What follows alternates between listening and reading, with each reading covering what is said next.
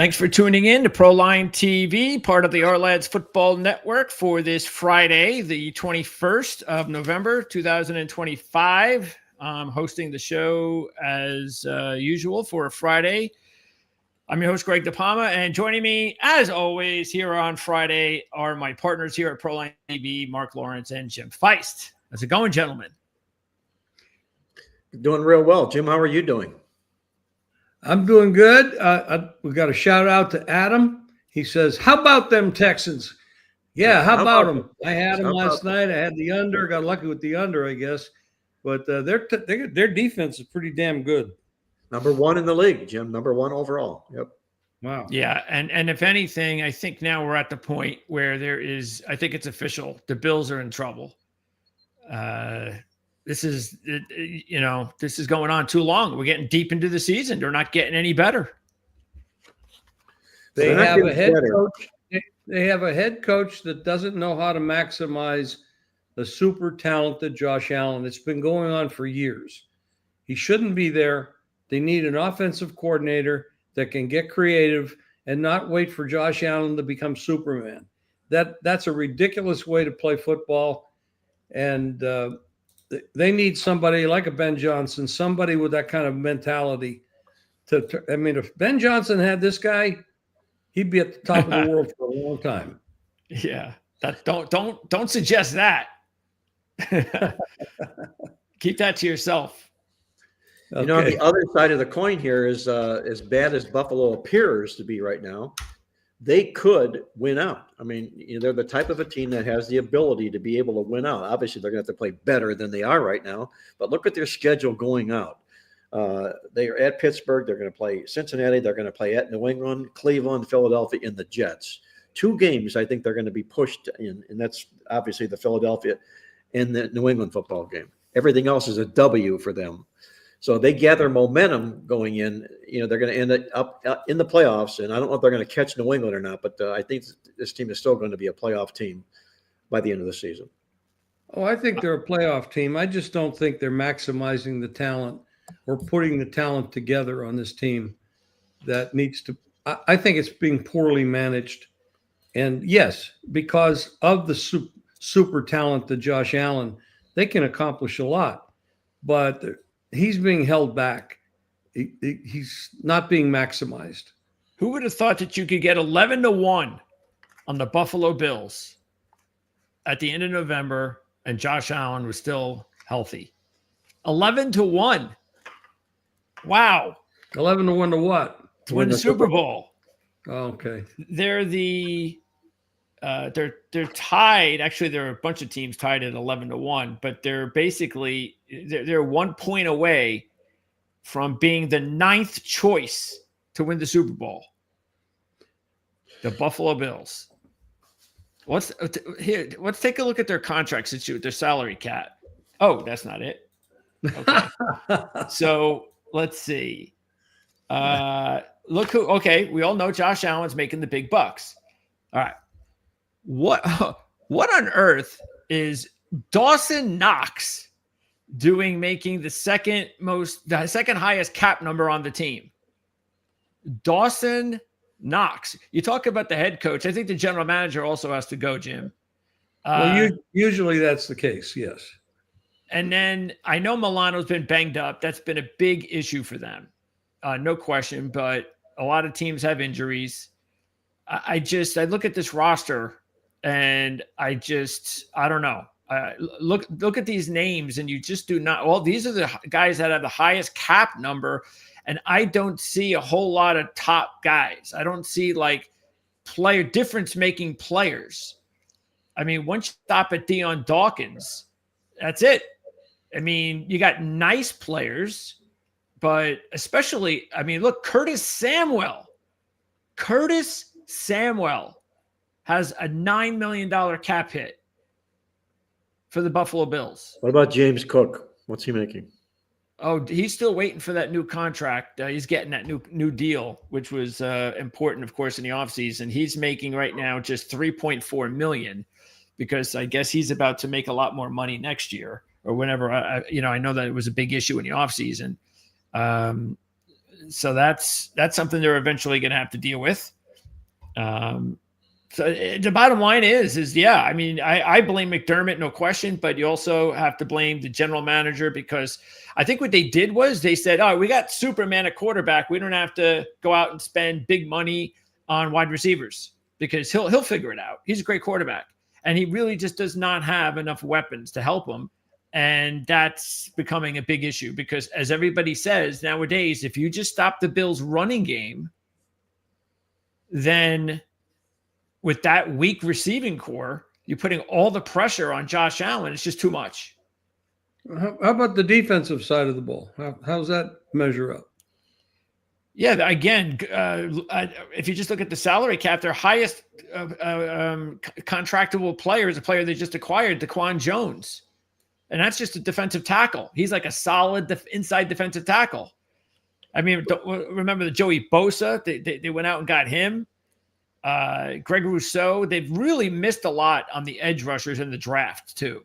They've spent a lot of first-round draft picks in the last several years, like AJ Epinesa, Greg Rousseau, and they just haven't hit. I mean, they do. Seriously, if you think of the Buffalo Bills on defense, who do you think about? There's nobody on defense to think about and go, I'm worried about that guy. The first thought comes to my mind, Buffalo defense, is the word soft. They're terrible to the rush. You don't allow 5.5 yards of carry and expect to be an upper echelon team in the National Football League. You just don't do that. So that has to be addressed. You have to stop the run to be able to make anything else work defensively. Yeah, and that's where Matt Milano comes in too. I mean, he's just been sorely missed and he's been out like a lot the last couple of years. So injuries do play into it. There's no question. Injuries play a big part. When you look at a team, you got to look at the structure first, and I just think the structure is poor. Everybody's going to get their injuries. Everybody's going to get their good luck, bad luck. But when you put the structure together properly, it's easier to overcome those bad breaks. And the structure isn't right. You might have the best quarterback in football. He's certainly the most athletic. And this has been going on for years. Now, granted, it's kind of like in basketball going against Michael Jordan in his heyday. It's hard to beat the guy, but there's like Mahomes out there and beating them. But they got there. They did a lot. They did a lot of things. Team the titles, right? Exactly. Yeah, they were there, but I think the right people put together. You can't be too hard. I mean, they did get there a few times. They were damn close, but right now they're not there. Definitely not there. Yeah, and I think that Josh Allen, I mean, he is the man. He's the biggest entity with the organization. So you do wonder who the owners, they're very hands-on. And you do have to wonder, do they sit down with him and get his input? Because I'm not saying he should run the team. I'm just saying I think he deserves to be heard. We'll see. We're not Bills fans, but how old is he? He's got to be like 28. Mark, okay. You're talking about Josh Allen. How old is he? Yeah. I would say right in the 28 age range. Yes. Okay. So he is a number 29. Okay. He's got quite a number of years left. If he can stay healthy, he's got quite a long time left. Yeah, like dog years, like Aaron Rodgers years. He's got a lot of years left.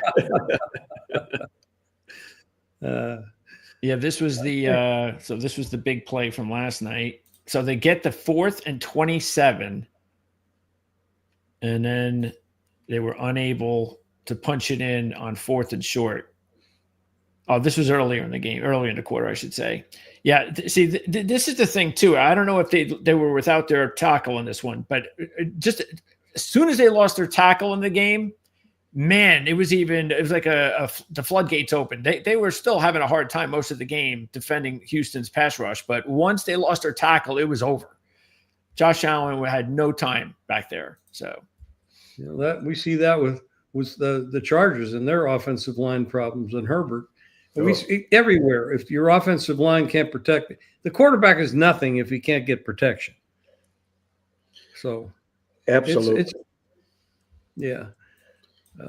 But there are some good games to talk about. Yeah, if you take a look at the AFC, we'll stick there. And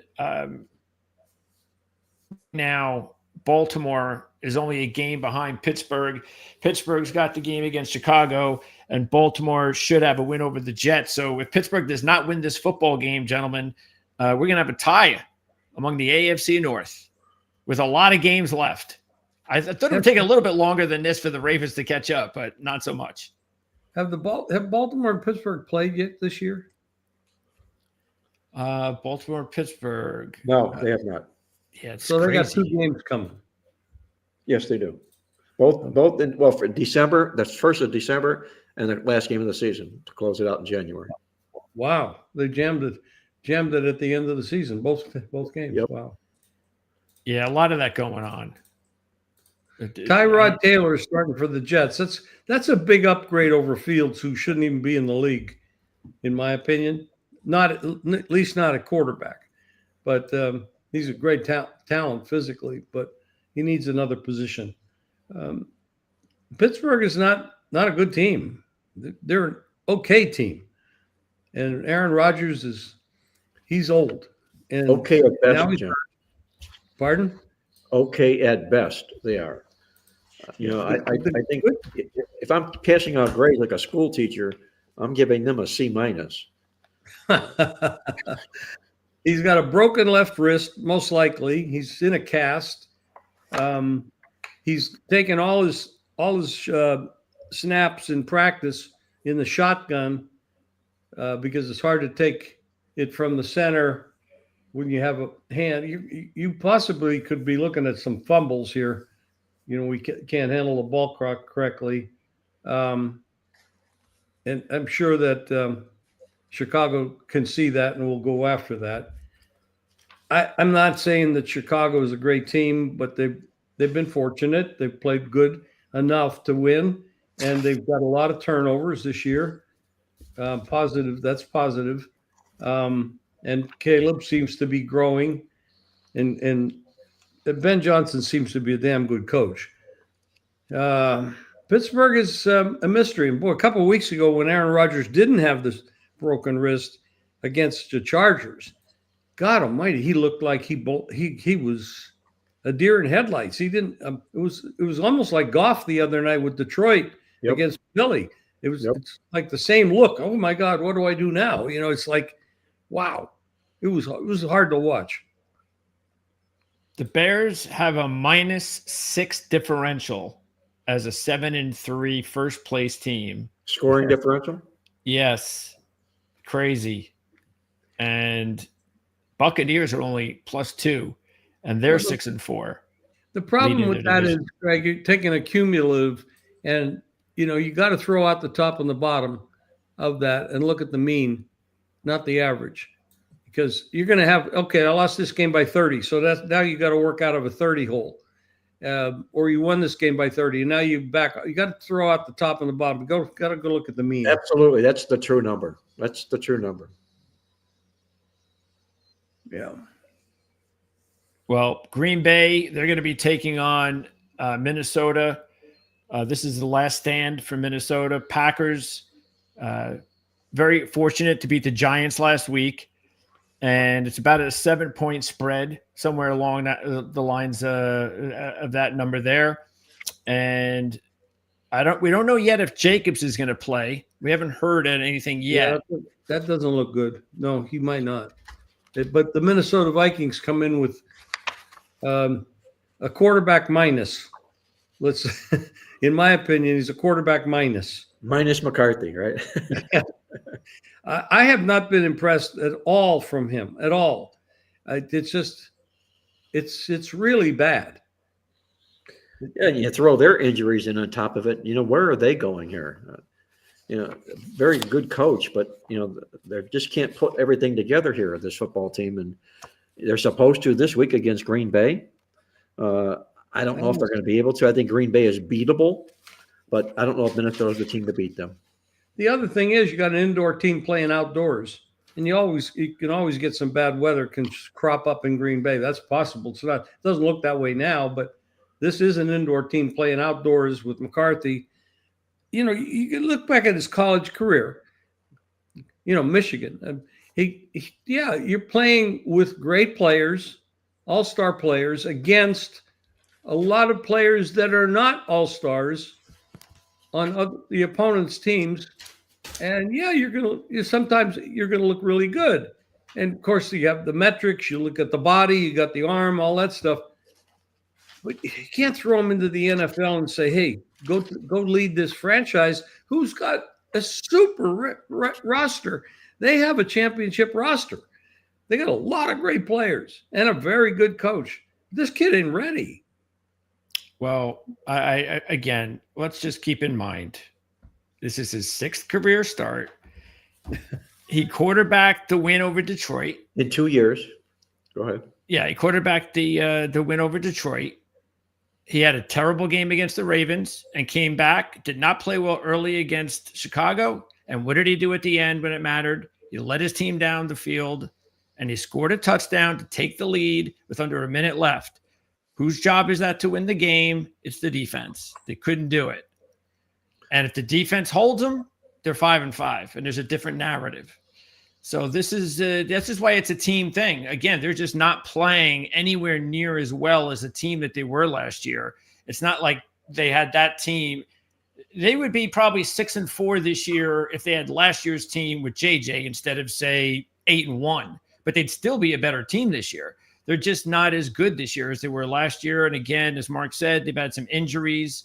So, that's why I'm not going to – I think the Packers are vulnerable enough that if they can get a halfway decent performance from McCarthy, he's got to get better every game. That's what it's all about. And listening to O'Connell and McCarthy, they both agree. The bottom line is it's a mechanics thing, and it's about reps. That's what we talked about with the starts. He's having a problem. He's trying to figure out the best way of getting it's sort of like golf. You got to get that swing. It's the constant swing of the golf club, and it's the constant repetition. And he's having an issue with that, and he understands it. He admits it. Golf is a memory is what the swing is, basically. You do it enough. Yeah.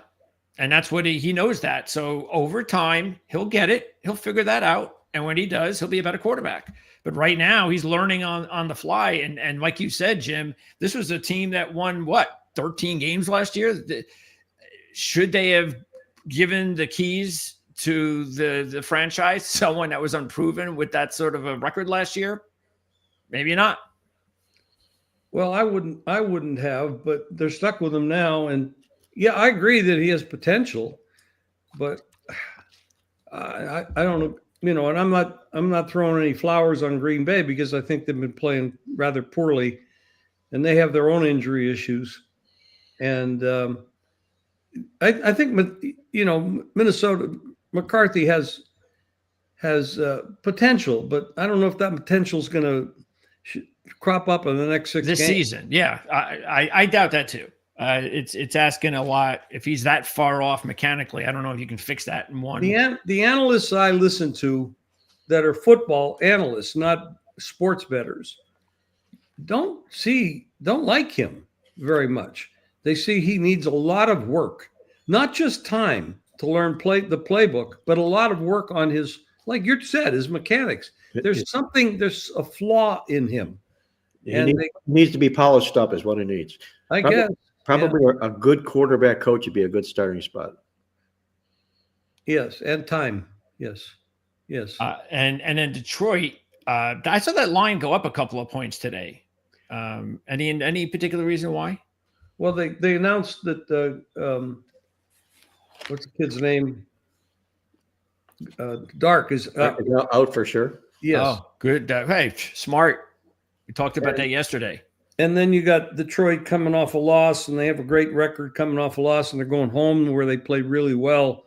And that was an embarrassing effort that they had against Philadelphia. Not that Philadelphia's bad, because they aren't. They're very good. But Goff looked as bad as he's ever looked in his life. Yeah, Go back 3 weeks ago. He looked as good as he's ever looked in his life. I know. Yeah. But this Philadelphia defense can do that to you. Yep. I mean, they have some real weapons on defense. What's holding them back is their offense. They're just very kind of stuck in the mud, and their defense still looks very good. I mean, nobody runs away from them. Yeah, and it's not going to change. They look like they'll be hiring, unless they have some dramatic, crazy push to success at the end of the season. They'll be finding a new offensive coordinator next year. It just hasn't worked out for them. We'll see what's left. And then the whole AJ Brown thing. I mean, look, if they're one and done in the postseason, I think he's gone. They can't. That's a distraction. Just get rid of him. I mean, how ungrateful of a player is that? I mean, you just won a Super Bowl, for crying out. Keep your mouth shut. I mean, what is wrong with some of these guys? You know, there's no way they're holding on to him in the offseason. And I wouldn't want anything to do with him. I don't care how good he is. Well, I know a lot of the players are griping too. You're undefeated and you're crying because you're not getting the ball enough. Yes. Come on. That's the worst sign possible. And just imagine if they were losing. Jesus. DBK says Goff can't handle playing good teams away from Ford Field. That's probably true. To a degree, at least. I'm going to run that in the database right now as we're talking, guys. But he did play. I mean, he lost to Kansas City and he lost to Philadelphia, which are two good teams. So, yeah, that's a problem. But anytime you have an indoor team playing outdoors, that has always been a bit of a problem anyway. Yeah, and again, we'll find out this week, maybe not as much this week, but in the upcoming weeks, just how much they miss Laporta with that offense. Again, it was against one of the best defenses in the league. It was on the road. I'm willing to give him a mulligan and not put it all on Laporta's lap. But that was definitely something that I think, you could look at because he's a big part of that offense and he can open up. You have not many teams in the NFL have tight ends that could stretch the field. And when you take that tight end out of the equation, it changes everything.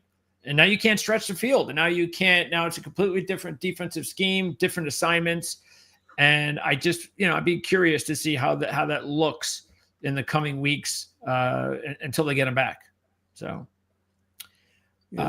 They played Minnesota at home, and Minnesota made them look bad. And that was in Ford Field.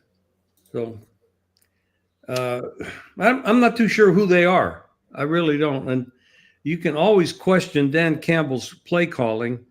He is different.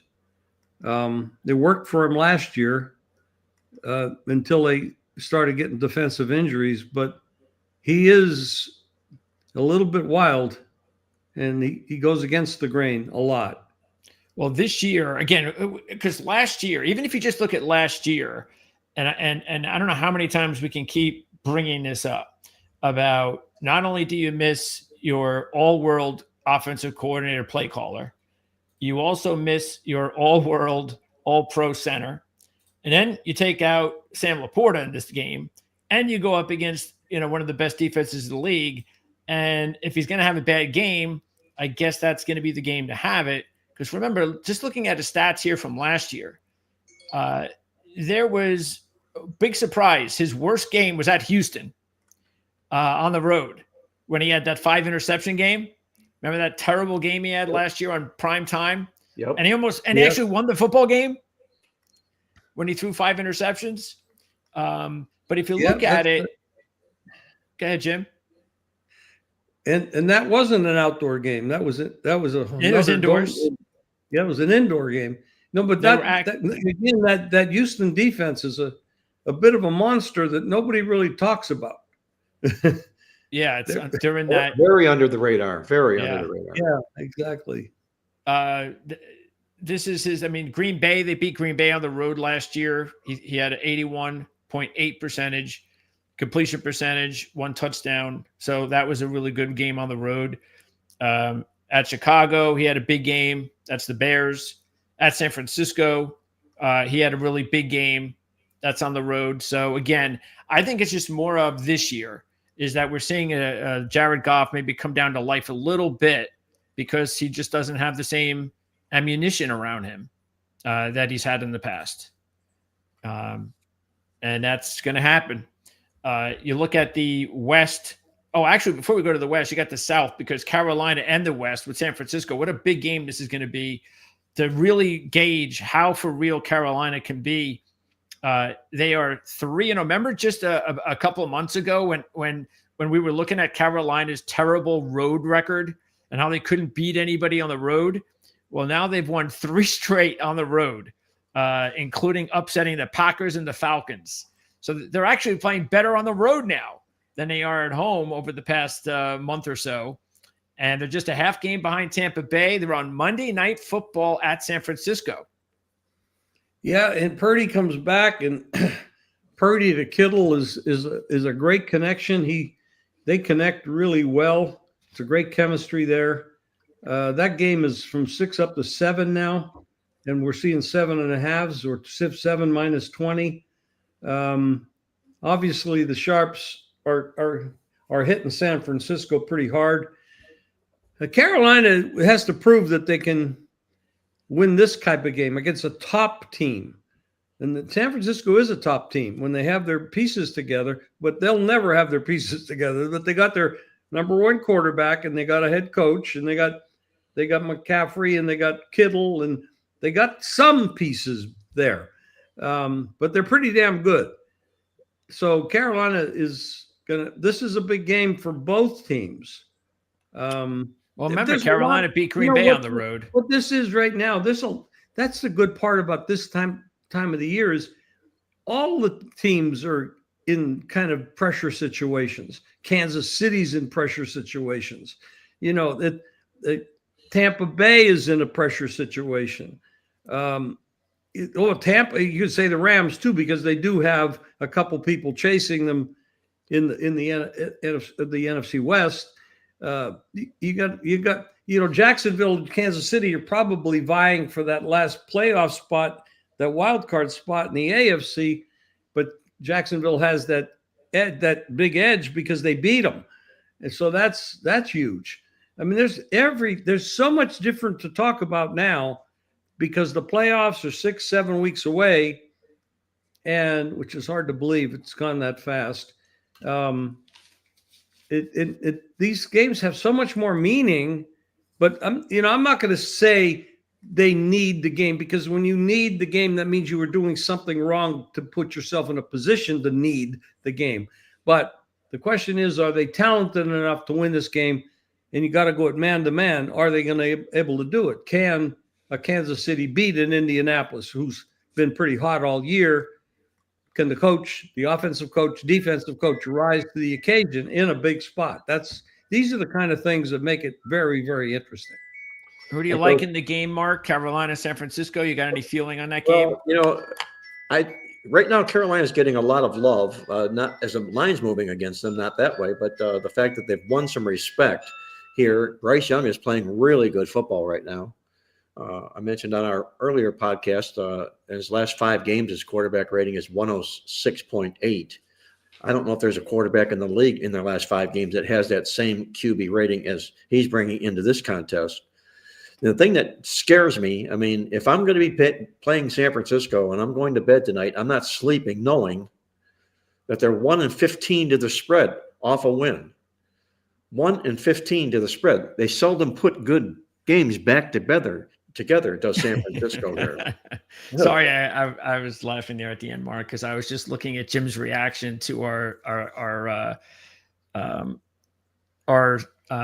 chat, our super chat. Because go ahead. You want to go ahead and say it, Jim? Well, this is from Ronnie. Yes. I appreciate how you guys analyze matches and the info you provide. I'm a profitable NFL bettor, which BETTOR, excuse me. Thanks for you guys. Thanks to you guys. What's the $50 mean? That means he donated $50 to our channel. God bless you. Thank you very much. That's and then great. all Jim did was correct you for your spelling. So, well, Hey, Jim, he may take it back.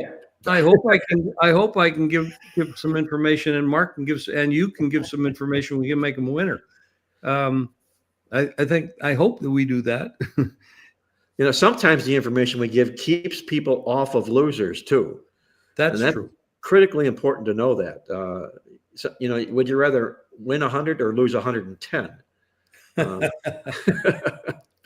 So remember that. Sometimes I'm going to duck out here for a minute. Okay, if it keeps you off of a game, and put that light on. I forgot to put the light it's critically important. So sometimes if you don't have to reach in your pocket because something's telling you not to, I think that's just as much importance in a handicap as the handicap itself. Wait a minute. He already wrote back. He says, LOL, thanks for the correction. See, yeah, and I am not good at spelling, believe me, but that's the one thing I can spell. That's true. Yeah, absolutely.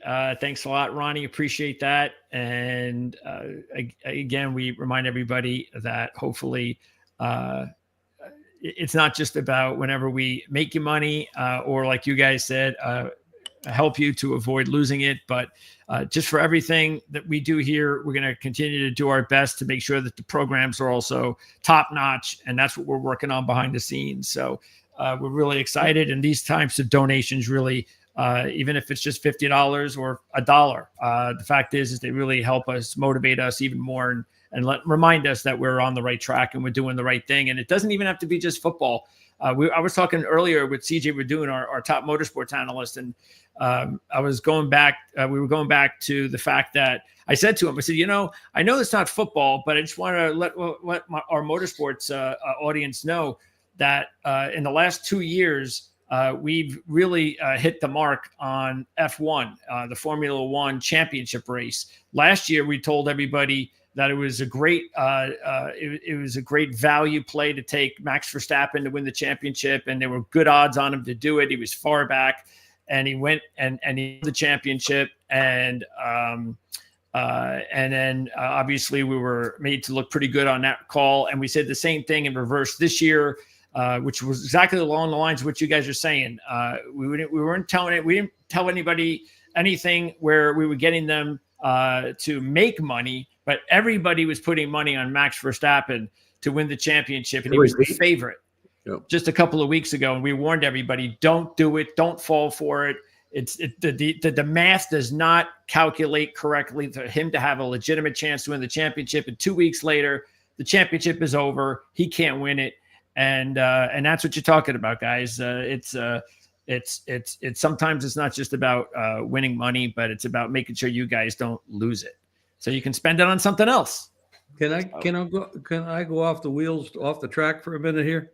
Sure. Oh, we've already been doing that the last 5 minutes, so you can keep it up. Well, I'm kind of an off the track guy. I'm a tough guy to keep on script because my brain goes all over the place, if there's any brain cells left. But Ronnie, I want to ask you a question. Do you like to play teasers? And you can send a note back. If you do, I'm going to give you one right now. So if you send back yes, I'll give it to you. I don't. Mark, do you like teasers? I don't do teasers, Jim. I just kind of stick to the. In fact, I don't even do it live in-game wagering. I just stick to straight plays. I don't even do parlays. Okay. Well, we did a show the other day, Don DeMarco's show, and Luke Finicaro was on. He's a teaser bettor. He used to like to play two team teasers, but Jimmy Piccaro's a teaser bettor? No, the Lou Finicaro. Oh, Lou Finicaro. Okay, yeah. Do you know Lou? Right. Do you know Lou? I know of him, Gamblou. Okay. Yeah, right. Yeah, Gamble Lou. Right. Well, he's pretty good at this, and he stopped playing two teamers because the prices went up so high. It used to be, very low juice, and now some places like DraftKings and FanDuel, some of them are charging $135, and he's stopped playing them, and he went to 3-team teasers. And I said, wow, that's the 3 teams you get 10 points to move the number. For example, you could take Pittsburgh plus 12.5, or you could take Detroit minus 2.5 or minus 3, because you can move the line 10 points. So he sort of leans to taking the favorite more so than I. So I looked at it, and Andy and I did some research in our podcast today and gave out there's some good information on this Proline TV channel, guys. Check it out. I'm telling you, it's good. So Andy and I did some digging in this teaser market and looking at these 3-teamers because Gamble Lou put us on track to this. And how about looking at how about you want to take Tampa Bay plus 16.5? Now you have to take 2 other teams. Okay. And this is where the bookmakers haven't adjusted the odds to choke you off the market. They've done it with the 2 to 6-point teasers, but they haven't done it with the 10-point teasers. So there's some value here in looking at other ways to win. That's what I'm trying to get at here. Well, Ronnie answered back. He doesn't. He only does straight plays. So, because we talked about this too, and this will be the last thing because we have to run.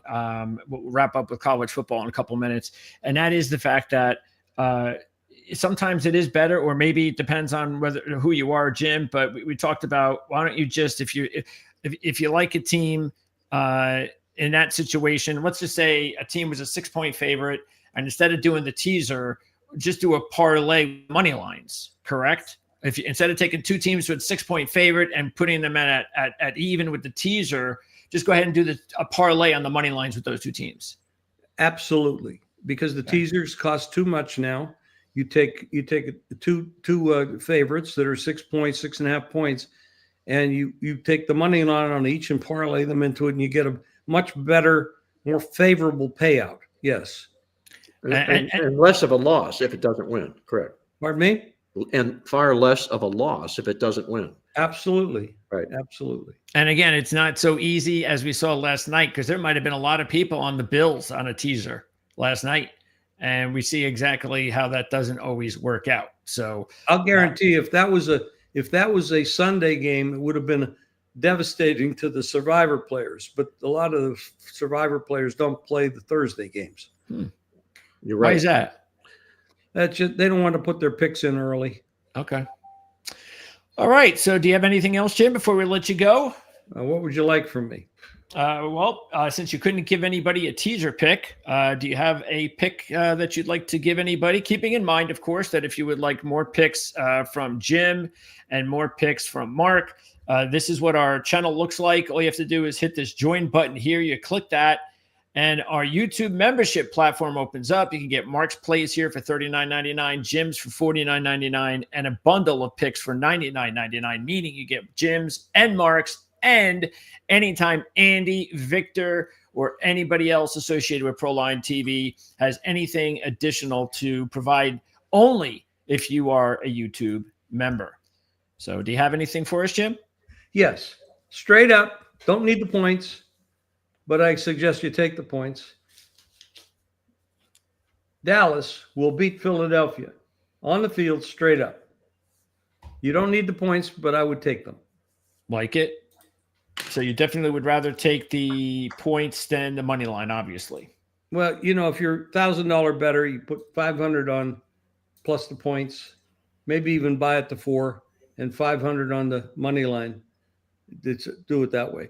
Okay. Right now, the money line is about close to like 140, 145. We see it here at plus 145, plus 100 at plus 3, which is actually also good. So, that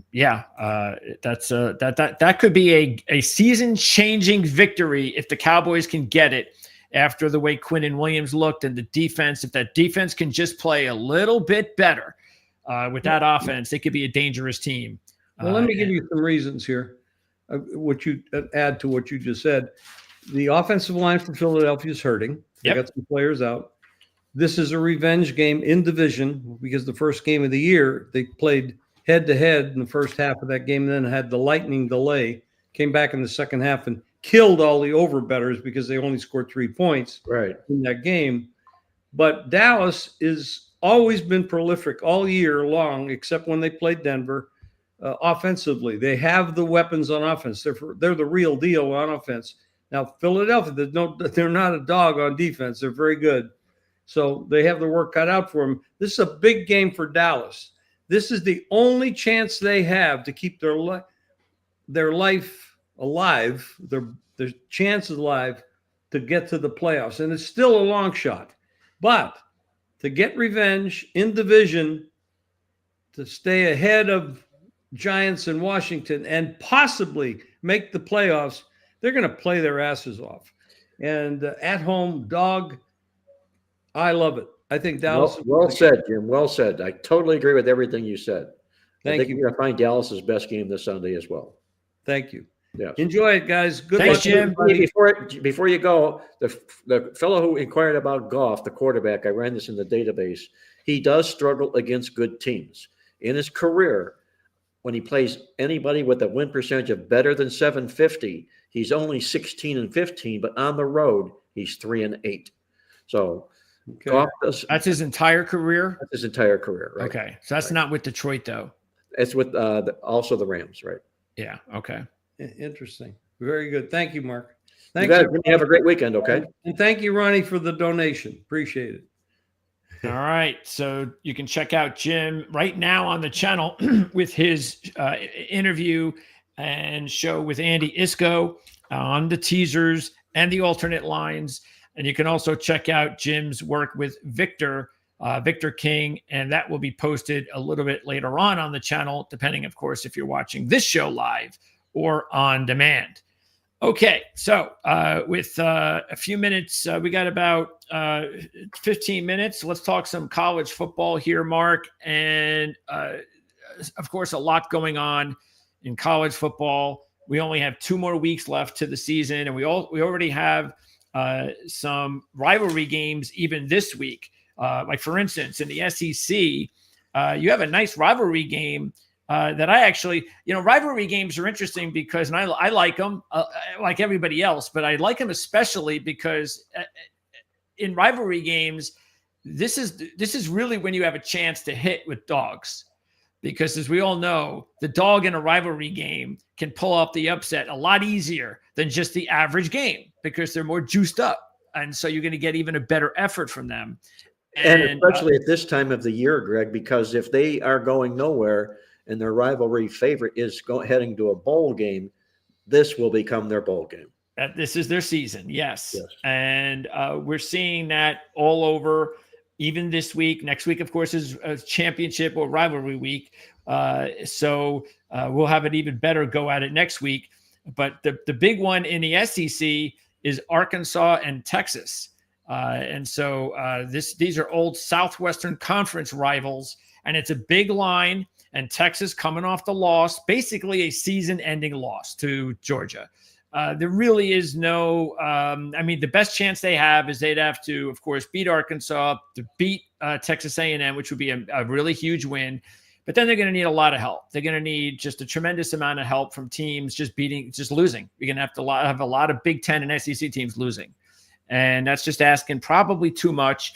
But this is a rivalry. You have an Arkansas team all year, Mark, that just can't win games, but they are probably I gotta think that they might be the best 2-8 team that we've seen in the last few years, because they could be 8-2 if they would just beat all the teams that they lost to in the final minutes of games. That's how talented they are. Matter of fact, they've covered 18 of the last 25 as a road dog, and Texas is 3-13-1 in their last 17 as a favorite of less than 17 when they take on an SEC opponent. And they're 1-3-1 this year, keeping in mind the only win was Oklahoma. And that's like a Big 12 game anyway, SEC team.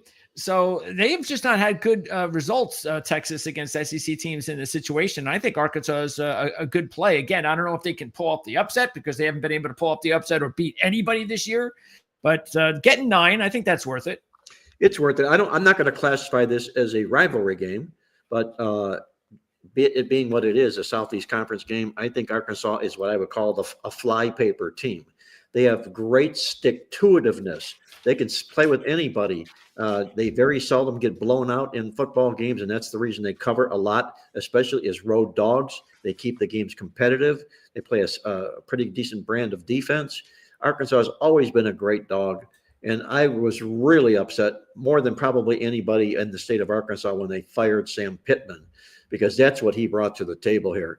You could count on an effort from them every time they took the field as an underdog, especially when they had revenge.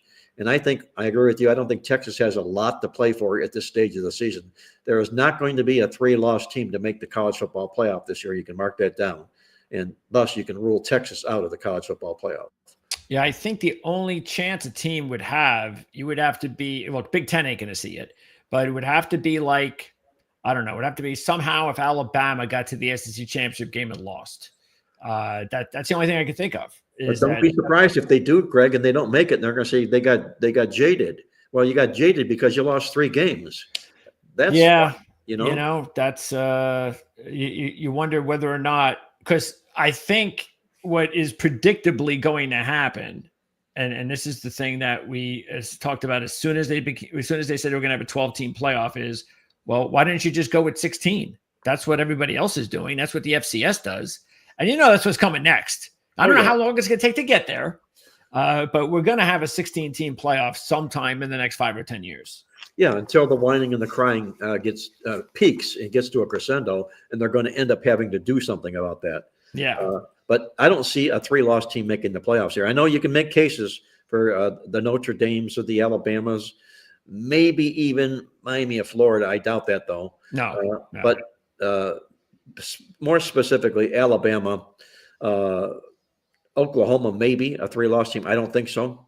So I think Alabama's the only guy that maybe could crack that list that way this year. Yeah. But I don't think it's going to happen.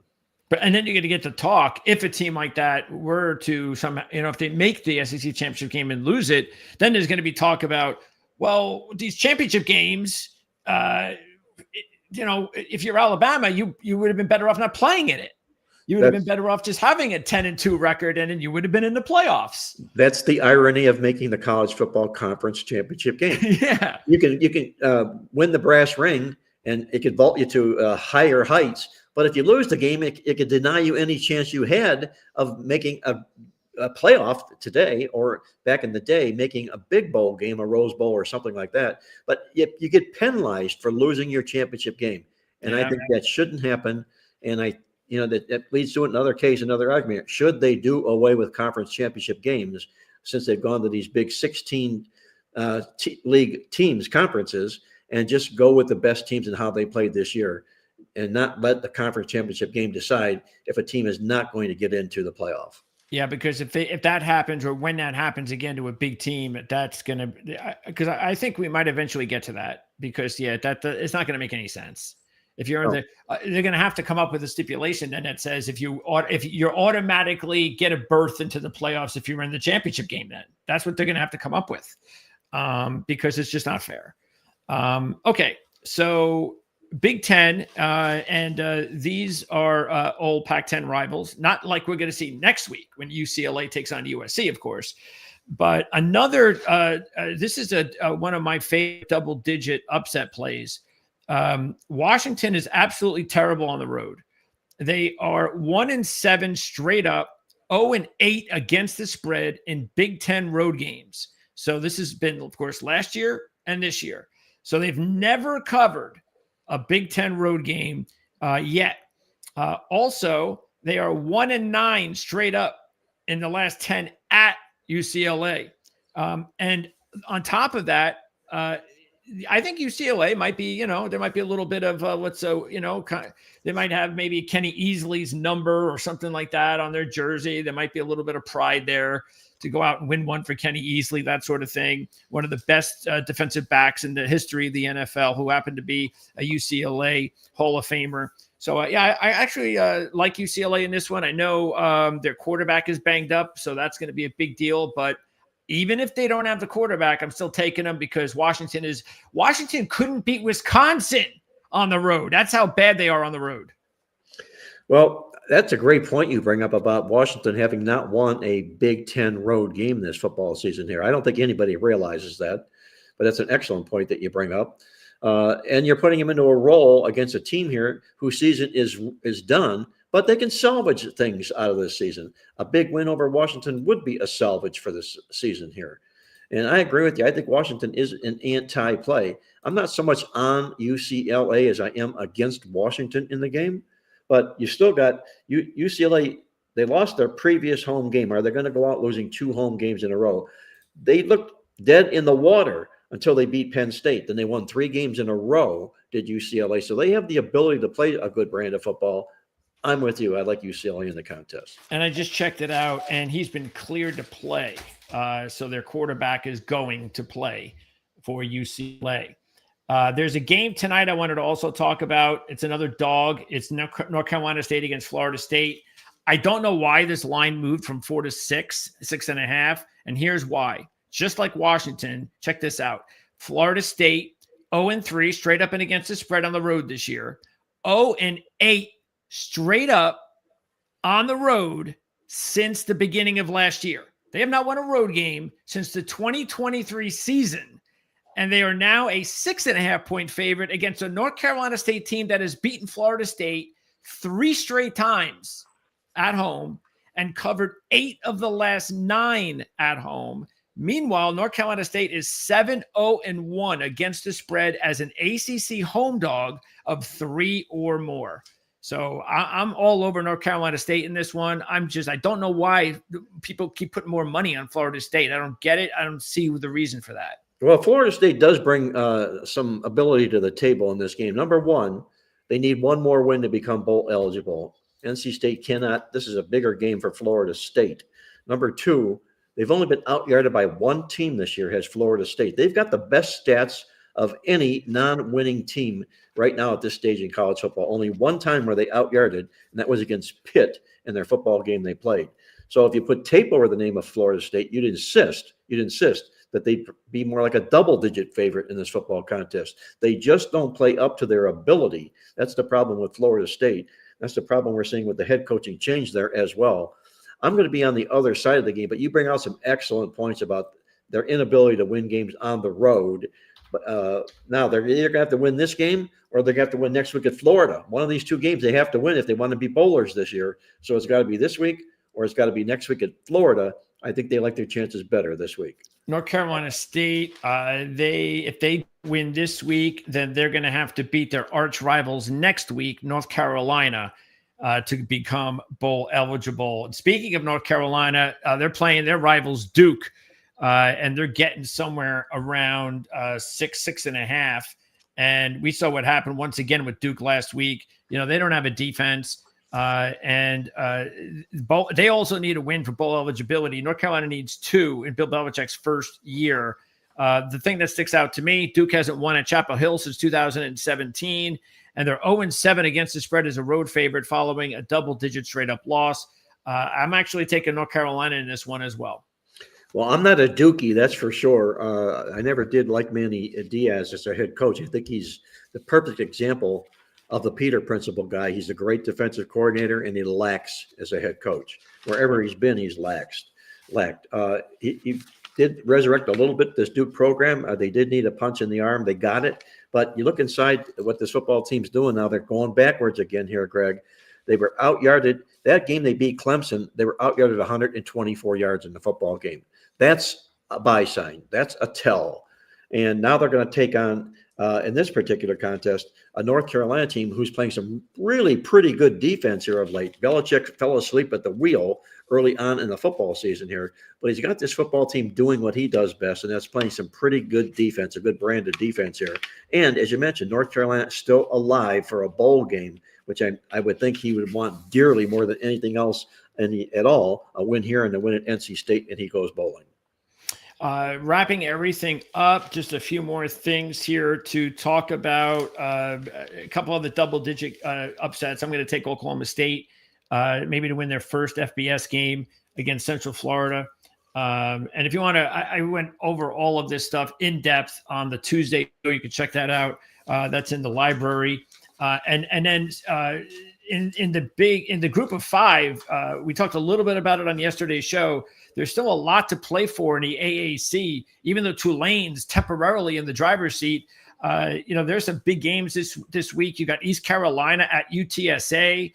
That's a dangerous game for East Carolina because Texas San Antonio is really tough at home. Meanwhile, and playing their best football right now too, as well. Yeah, they're. I let everybody know about Owen McCown's stats at home. He's got a 13-0 touchdown to interception ratio at home this year. That's how tough they are at home. And East Carolina coming off the monster win last week against Memphis. I think Temple could be a dangerous spot for Tulane. Now there's all pressure. Greg. I think that's the surprise. That's That's the money line sleeper. Okay, and what is that up to now?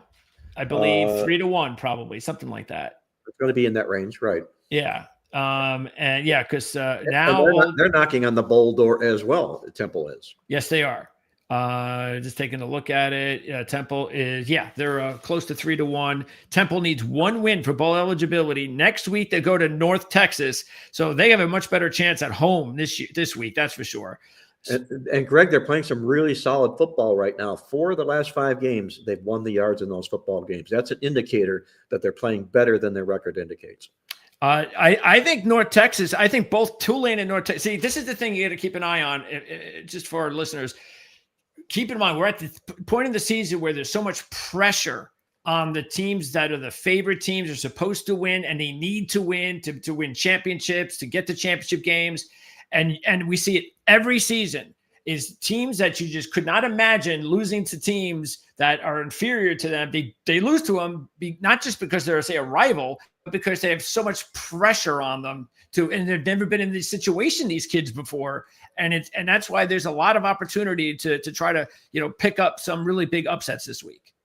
I think I agree with you. And I would look also strongly, aside from teams that need a win to go bowling either this week or next week, to those who are playing teams that just clinched a bowl bid, because they sometimes go into a little bit of a champagne cigar celebration when they've won their 6th game and they've got a game or 2 to play. So there's almost always a step backwards for teams like that. We've got them outlined in our newsletter this week about the teams that need wins and the teams that just clinched bowl eligibility. It's pretty good. You might want to check out the Playbook newsletter this week to find out who those teams are. And lastly, I think another team that could be dangerous, because they've been dangerous the last several years in this spot, is Rice against North Texas. Exactly. Another pressure situation for North Texas. Everybody's expecting them to blow them out. They're red hot. They are blowing out teams, and they've been a nice little team this season to keep an eye on with that Mestamaker kid at quarterback, which is a great story. But don't forget, they upset UConn just about a month ago. And what has UConn done before and after? They've just been beating teams like Duke and Air Force. So I think that's even something to keep an eye on. And they need a win for bowl eligibility. Yes, they do. It's either here or next week at South Florida. And they have a better chance this week. You have a much better chance no matter who, because those teams are pretty even. You want to win at home. You don't want to go on the road needing to beat one of these really good teams in your conference. And here's something to chew on. If I'm the head coach and I'm in the locker room before the game, and I'm going to tell these kids, look, guys, we've had a really good season. People might not think so, but we have. We started out 3-1. That's the best start Rice has had in football since 2001. That's how good you guys are. And you can finish just like you started at 3-1. Let's go out and get this win. And at least he's able to look back just a few weeks ago as, look, UConn, good team. We've done it before. We can do it again. We'll see. Again, big dog. They're almost 19. I think it's about 6 on the money line, but we've seen bigger upsets this season. One other thing, Greg, I'm going to throw this here about Rice here. Okay. Look at them. They do not turn the football over. They're really, really keen on turnovers. They've got 7 turnovers they've got so far this football season in 10 games. That's a really, really nice record for a football team that is under the radar like they are. They're also off a bye, so they have a little extra time to prepare for this one. Okay, so hopefully some of those double-digit upsets will come true. You don't have to win them all. You just have to hit a couple of them, even some of those single-digit upset plays. And we'll have a lot more to talk about next week, Mark, because next week, yes, it's just week 13 in the NFL, but next week is going to be rivalry week in college football. It's the last week, basically, of the regular season. So this is when we're really going to find out about who's going to the championship games, who's maybe not going to bowls, who will be in bowls, who will be setting themselves up for the playoffs, and who's going to have to, hope that the committee, gives them a kind word. But next week's going to be one of the best weeks, maybe the best week in all of college football each season. The last big week of the college football season as well, Greg. Absolutely. No, that's right. And that's the one thing I was looking forward to, Mark. I was like, yeah, that's right. Now that I think about it, and obviously you feel the same way, is that because you start on Monday, or at least I do. I start on Monday morning and I don't finish like this past week. I didn't finish until my 4.5-hour show on Tuesday night, which ended at about 2:30 in the morning. I'm like, I won't have to do that anymore. Just one more week. And then I'll have so much free time left that I'll be able to put towards, the channel and other things. So I love it. We love it. It's You're what we talking want to to the do. choir, Greg. Yes. No more 65 games of write-ups of newsletters and working till 4:30 in the morning, Sunday night, Monday night, Tuesday night. I'm looking forward to it. Yeah. Maybe it's one of those things that we say it goes by fast, and this is actually part of the reason why it goes by so fast, because we're working so much and we just but it's what we love to do. We hope you enjoy the weekend. Hope you guys have a profitable and entertaining weekend, and we'll see everybody again next week. Don't forget to check out the links in the part of this video, not only for the YouTube membership but also other shows that we've had this week. Playbook ATS podcast and the Jim Feist handicapping show also in the library. So for Mark Lawrence, Jim Feist, I'm Greg DePalma. We'll see everybody next week. Good Thanks, luck, Mark. everybody. Thank you, Greg.